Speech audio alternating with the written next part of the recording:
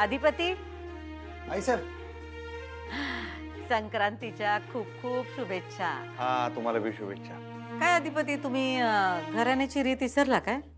काय म्हणजे आम्ही तुम्हाला बोलावणं पाठवलं तर तुम्ही आला नाही.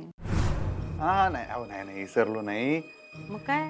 मी आता जाता जाता आधी तुमच्याचकडे येणार होतो. तुम्हाला तिळगुळ देऊन मग पुढे चाललो तुम्ही. आपण काय एवढं कुठं गडबडीत? हा मी आधी आशीर्वाद द्या. अहो पण दौरा कुठं ते तरी सांगा.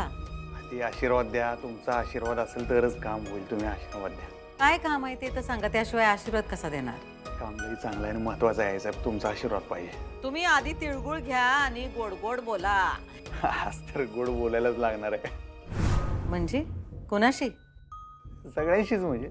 सगळ्यांशी गोड बोलून कसं चालेल? हा, ज्याला त्याला आपापल्या पायरीनुसार वागवावं लागतं, नाही तर डोसक्यावर बसते. आता नाही असं नाही. असं नाही कसं? असंच आहे.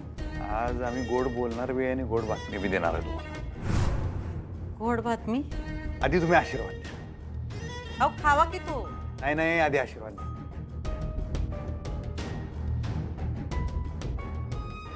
जा जग जिंकून या. हा आता सांगा काय?